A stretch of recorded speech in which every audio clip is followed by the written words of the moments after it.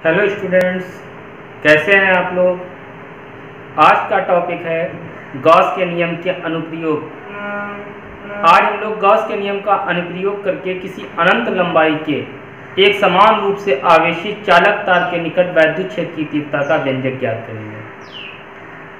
तो गॉस का नियम हम पहले वीडियो में पढ़ चुके हैं। जिन लोगों ने पहला वीडियो नहीं देखा है वो पहले गॉस की प्रमेय का वीडियो देखें, उसके बाद इस टॉपिक को पढ़ें तो आप लोगों को ज़्यादा अच्छे से समझ में आएगा। वीडियो शुरू करते हैं। इससे पहले कि जिन लोगों ने हमारे चैनल को सब्सक्राइब नहीं किया है वो चैनल को सब्सक्राइब कर लें ताकि उन्हें आने वाले वीडियो की नोटिफिकेशन आसानी से मिलती रहे। तो दोस्तों, आज का वीडियो शुरू करते हैं। आप लोग रेडी हो जाइए। तो आज का टॉपिक शुरू करने से पहले हम देखते हैं कि एक अनंत लंबाई का चालक तार है। मान लिया एक्स वाई, ये एक अनंत लंबाई का चालक तार है जिस पर धन आवेश प्लस क्यू एक समान रूप से फैला हुआ है। देखिए दोस्तों, ये एक इनफाइनाइट लेंथ का वायर एक्स वाई मान लिया। इस एक्स वाई वायर पर जो चार्ज है प्लस क्यू चार्ज है वो एक समान रूप से फैला हुआ है। अब इस चालक तार से स्मॉल आर डिस्टेंस पर कोई पॉइंट पी कंसीडर कर लेते हैं और यहाँ पे हमें वैद्युत क्षेत्र की तीव्रता ज्ञात करनी है। तो दोस्तों, अनंत लंबाई के चालक तार के निकट वैद्युत क्षेत्र की तीव्रता का व्यंजक निकालने के लिए हम गॉस प्रमेय का यूज करेंगे। गॉस प्रमेय का जो हमने लास्ट वीडियो में पढ़ी है। तो देखिए, जो इनफाइनाइट लेंथ का वायर है इस पर प्लस क्यू चार्ज डिस्ट्रीब्यूट है। अगर हम कहें इस पर चार्ज की क्वांटिटी कितनी है तो हम लोगों ने एक फार्मूला पढ़ना होगा। अगर हम कह दें ये तार स्मॉल एल लंबाई का है, अगर स्मॉल एल लंबाई पर क्यू आवेश डिस्ट्रीब्यूट है, यानी कि जो ये वायर है इस वायर की लंबाई स्मॉल एल है, अगर सपोज कर लें तो स्मॉल एल लंबाई पर क्यू चार्ज डिस्ट्रीब्यूट है। अगर हम इसकी प्रति एक पर लंबाई निकालेंगे, इसे हम लोग 1 इंटू एल भी लिख सकते हैं। अगर एल पर निकालेंगे तो ये हो जाएगा क्यू अपॉन एल।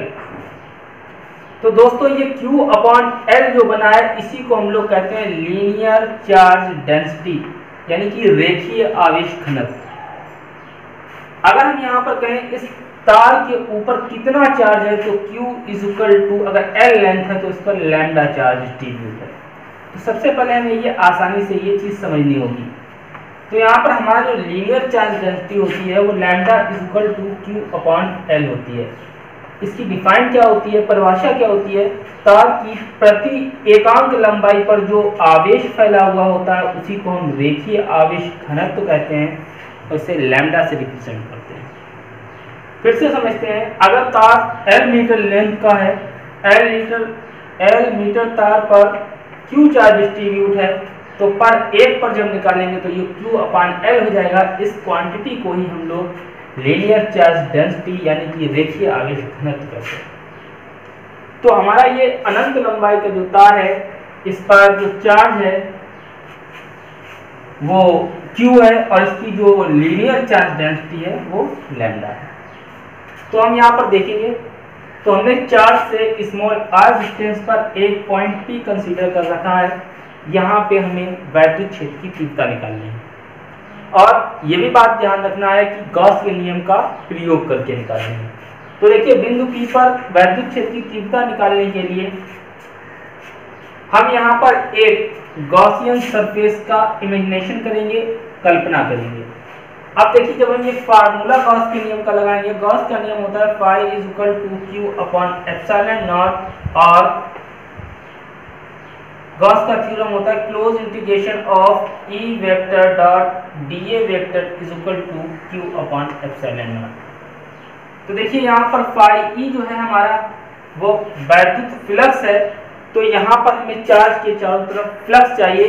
फ्लक्स निकालने के लिए हम इस वायर के चारों तरफ एक गॉसियन सरफेस को इमेजिन करेंगे और वो गॉसियन सरफेस किस तरीके की होती है। अगर हमारे हाथ में ये वायर है, अगर हम इसे वायर माने और इस पर चार्ज डिस्ट्रीब्यूशन हो प्लस क्यू, चार्ज होगा तो इसके चारों तरफ फ्लक्स चाहिए, तो हमें यहाँ पर एक बंद आकृति चाहिए। तो इस चारों तरफ के लिए अगर हम बंद आकृति सोचेंगे तो वो इस तरीके की होगी, यानी कि हम कह सकते हैं ये सिलेंड्रिकल यानी कि बेलनाकार होगी। तो हम इस वायर की चारों तरफ स्मॉल l लंबाई का एक बेलनाकार पृष्ठ मान लेते हैं। देखिए दोस्तों, यहाँ पर हमने चालक तार के दोनों तरफ एक बेलनाकार पृष्ठ की परिकल्पना कर ली इस तरीके से।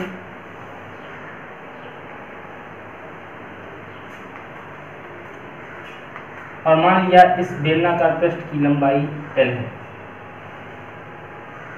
अब देखिए हम इस तरीके से एज्यूम कर सकते हैं कि ये जो वायर है अब ये चारों तरफ से कवर हो चुका है, घिर चुका है। अब इससे जो इलेक्ट्रिक फोर्स लाइंस निकलेंगी यानी कि वैद्युत बल रेखाएं निकलेंगी वो फ्लक्स का निर्माण करेंगी। अगर यहाँ पर प्लस क्यू चार्ज होगा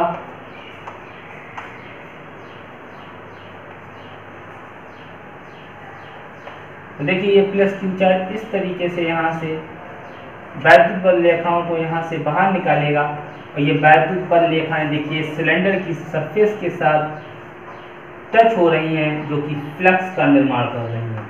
तो यहाँ पर देखिए ये सिलेंडर जो है वैद्युत फ्लक्स का निर्माण करेगा। तो हम इस स्ट्रेट लाइन के वायर के अनंत लंबाई के रैखिक तार की चारों तरफ एक बेलनाकार गॉसियन पृष्ठ की परिकल्पना कर लेते हैं। आप लोगों को ये बात अच्छे से समझ में आ गई होगी।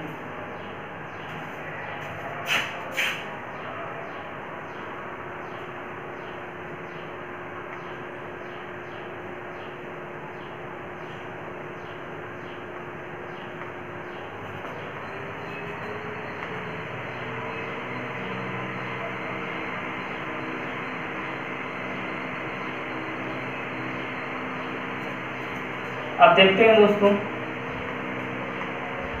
अब सिलेंडर के चूंकि 3 पृष्ठ होते हैं, किसी भी सिलेंडर में बेलन में 3 पृष्ठ होते हैं, 2 सपाट पृष्ठ और 1 वक्रीय पृष्ठ, यानी कि ये दोनों सपाट पृष्ठ हैं। इस पृष्ठ को हम लोग S1 कह देते हैं, इस पृष्ठ को S2 कह देंगे और ये तीसरा वाला जो वक्रीय पृष्ठ है इसको S3 कह देंगे। अब तीनों पृष्ठ पर हम वैद्युत क्षेत्र की तीव्रता E और उसका एरिया वेक्टर A के बीच में एंगल देखेंगे कितना होगा। तो देखिए यहाँ पर इस पृष्ठ S3 का एक अल्पांश ले लेते हैं, इस अल्पांश को dA कहेंगे। इस सरफेस नंबर S2 का भी एक अल्पांश ले लेंगे और सरफेस नंबर S1 का भी एक अल्पांश ले लेंगे। अब देखिए ये प्लस चार्ज है तो प्लस चार्ज से वैद्युत बल रेखाएं बाहर की तरफ जाती हैं। तो देखिए ये इलेक्ट्रिक फील्ड यहाँ से आउटवर्ड्स होगा यानी कि बाहर की ओर होगा। और अगर इस क्षेत्रफल का एरिया वेक्टर लें तो एरिया वेक्टर हमेशा उस पृष्ठ से अभिलंबवत बाहर की ओर होता है, तो इसका एरिया वेक्टर जो dA होगा वो भी बाहर की ओर होगा।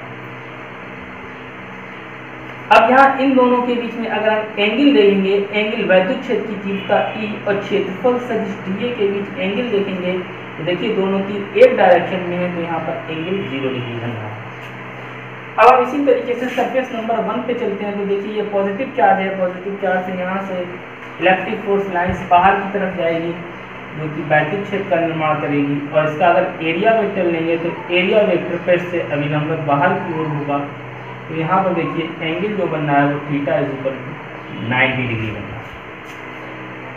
इसी तरीके से हम सरफेस नंबर S2 पर भी आते हैं। ये पॉजिटिव चार्ज है, इसकी वजह से इलेक्ट्रिक फील्ड बाहर की तरफ होगा और इसका अगर एरिया वेक्टर लें तो एरिया वेक्टर dA ये बाहर की तरफ होगा, यहाँ पे थीटा = 90 डिग्री बन रहा है। तो देखिए दोस्तों यहाँ पर सबसे पहले हमने क्या किया, एक XY अनंत लंबाई का चालक तार है जिस पर धन आवेश +Q एक समान रूप से फैला हुआ है। चालक तार से स्मॉल r दूरी पर एक पॉइंट P है जहां पर हमें वैद्युत क्षेत्र की तीव्रता ज्ञात करनी है। इसके लिए बिंदु P पर हम एक स्मॉल l लंबाई के बेलनाकार गॉसियन पृष्ठ की कल्पना करते हैं। इतनी आपको लैंग्वेज लिखनी होगी, ये लैंग्वेज लिख के देख लेते हैं।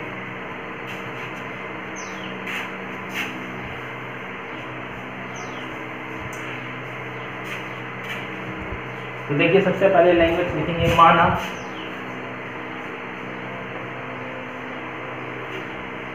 एक्स वाई एक अनंत लंबाई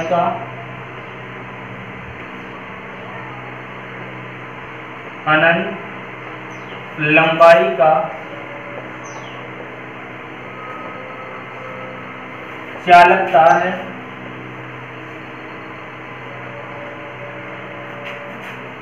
जिस पर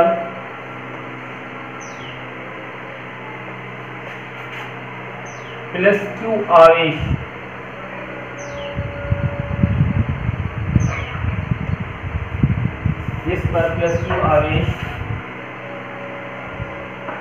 एक समान रूप से फैला है।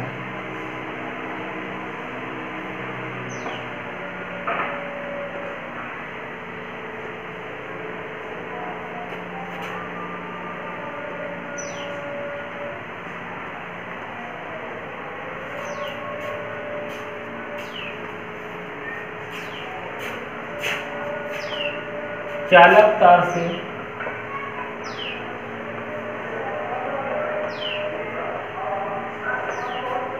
स्मॉल r दूरी पर एक बिंदु P है,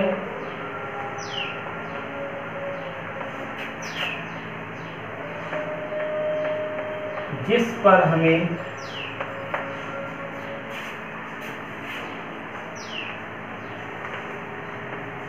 वैद्युत क्षेत्र ज्ञात करना है।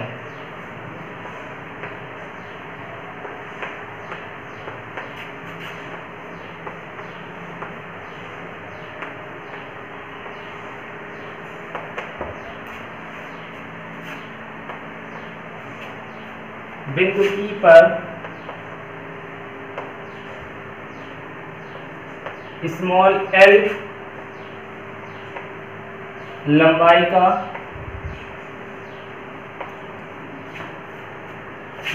के एक बेलनाकार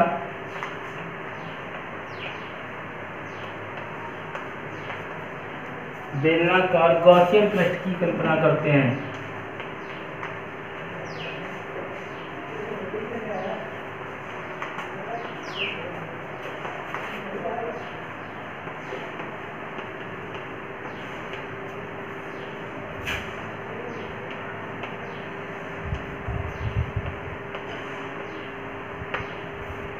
दोस्तों तो इतनी भाषा आप लोगों को, इतनी लैंग्वेज लिखना है। फिर से देख लेते हैं। माना एक्स वाई एक अनंत लंबाई का चालक तार है, जिस पर धन आवेश प्लस क्यू एक समान रूप से फैला हुआ है। चालक तार से स्मॉल r दूरी पर एक बिंदु P है, जिस पर हमें वैद्युत क्षेत्र की तीव्रता ज्ञात करनी है। इसके लिए हम बिंदु P पर स्मॉल l लंबाई के एक बेलनाकार गॉसियन पृष्ठ की कल्पना करते हैं। इतना लिखने के बाद अब आप लोग सबसे पहले अब ये बंद पृष्ठ जो है, इससे निकलने वाला वैद्युत फ्लक्स की गणना करेंगे। तो सबसे पहले लिखेंगे बंद पृष्ठ से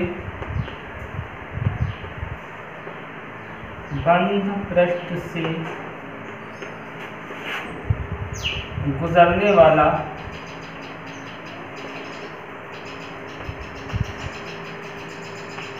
वैद्युत फ्लक्स। अब देखिए बंद पृष्ठ से कितना फ्लक्स गुजर रहा है।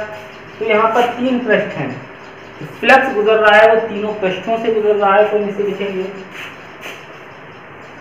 Close integration of e vector dot D a vector is equal to. तो देखिए ई डॉट डी ए का डॉट प्रोडक्ट होता है ई डी ए कॉस थीटा, और ये हम सरफेस नंबर 1 के लिए लेंगे। तो यहाँ पे लिख लेंगे surface number 1 E D A cos theta. E dot D A का dot product E D A cos theta, और सरफेस नंबर 1 पर थीटा हमारा 90 डिग्री है। तो यहाँ पर हम लिख देंगे कॉस 90। यहाँ पर प्लस लगाएंगे, फिर लिखेंगे close integration of surface number 2। फिर ई डॉट डी ए का डॉट प्रोडक्ट लगाएंगे, ये हो जाएगा ई D A cos theta. Surface number 2 पर भी हमारा थीटा 90 लिख दिया है, तो यहाँ लिख देंगे cos 90 plus close integration of surface number S3 और EDA cos, और हमारा सरफेस नंबर 3 पर हमारा जो थीटा है वो 0 डिग्री है। अब देखिए यहाँ पर close integration of E vector dot DA vector is equal to, अब cos 90 का मान 0 होता है, 0 का मल्टीप्लाई करेंगे ये पूरा टर्म 0 बन जाएगा, प्लस फिर यहाँ पर cos 90 है, cos 90 का मान 0, ये पूरा 0 हो जाएगा, प्लस अब देखिए यहाँ पर cos 0 और cos 0 का मान 1 होता है, तो यहाँ पर हमारा बन जाएगा close integration of EDA surface number S3।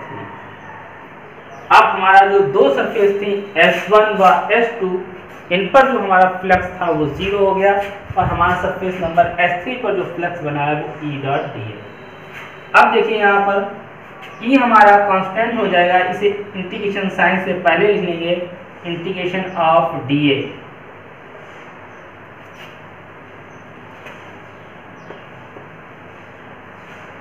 अब DA का समाकलन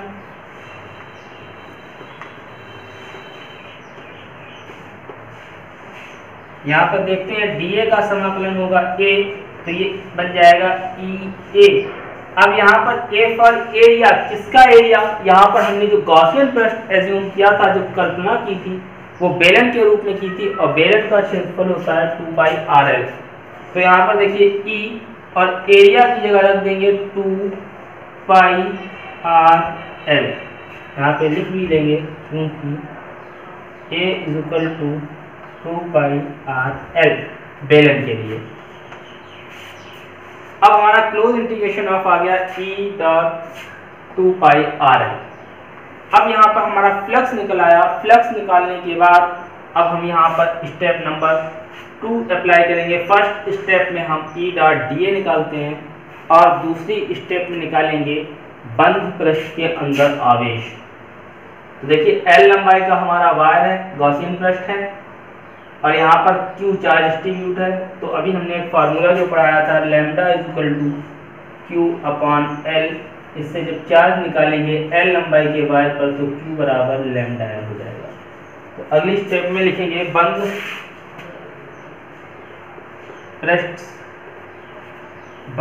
के भीतर आवेश, बंद पृष्ठ के भीतर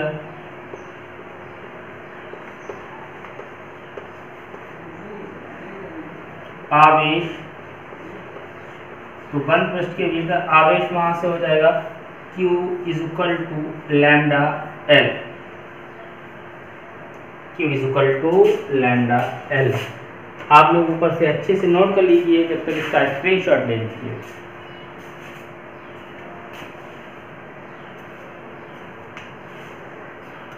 अब यहाँ से हम गॉस थ्योरम लगा देंगे। अगली स्टेप में करेंगे गॉस की प्रमेय से,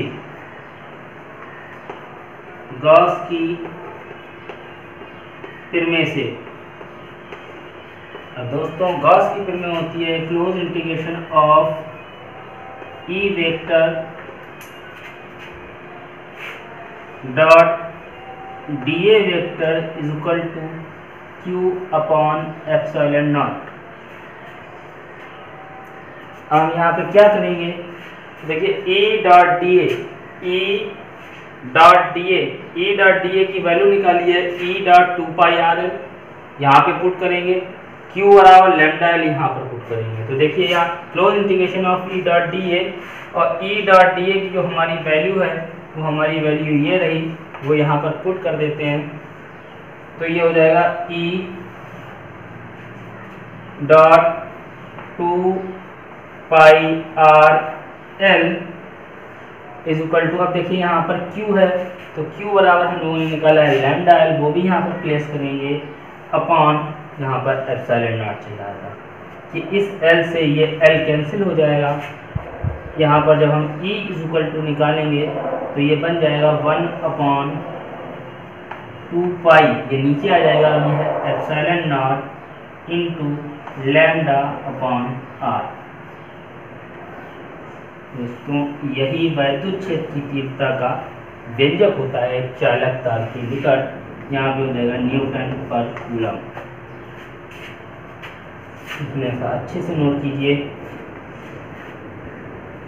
अब यहाँ पर हमारा जो फार्मूला होता है वो हमेशा 1/4 पाई एप्सिलॉन नॉट के रूप में होता है, और हमें 1/4 पाई एप्सिलॉन नॉट की वैल्यू भी मालूम होती है, जो कि होती है 9 × 10⁹ तो यहाँ पर अगर हम 2 का मल्टीप्लाई यहाँ पर कर दें और 2 का डिवाइड कर दें तो ये वैल्यू हमारी 1/4 पाई एप्सिलॉन नॉट में आ जाएगी। इससे हमें काफ़ी न्यूमेरिक वैल्यू रखने में आराम रहेगी, तो इसलिए यहाँ पर हम 2 का मल्टीप्लाई कर देंगे और ये हमारा फार्मूला बन जाएगा E = 1/4 पाई एप्सिलॉन नॉट, यहाँ पे 2 का और यहाँ पर 2 का, यहाँ पे हो जाएगा 2 λ/r। और तीव्रता का मतलब होता है न्यूटन पर कूलम। देखिए अगर यहाँ से 2 से यहाँ से डिवाइड दे दें तो यही वैल्यू हमें फिर से मिल जाएगी। हमने यहाँ पर इसलिए 2 का मल्टीप्लाई ऊपर नीचे किया क्योंकि हमें 1/4 पाई एप्सिलॉन नॉट मिल जाए, जिसकी वैल्यू हमें 9 × 10⁹ मालूम होती है। तो यही हमारा डेरिवेशन होता है अनंत लंबाई के चालक तार के निकट। और यहाँ पर जो हमारा एप्सिलॉन नॉट है वो वायु या निर्वात की वैद्युतशीलता है, लैम्डा है रेखीय आवेश घनत्व, और आर है हमारी वह दूरी जहाँ पे हमें वैद्युत क्षेत्र की तीव्रता निकालनी है। तो दोस्तों आपको ये वीडियो पसंद आए अगर तो लाइक कर दीजिए, अगर कोई भी प्रॉब्लम होती है तो कमेंट बॉक्स में ज़रूर लिखिए। Thank you very much.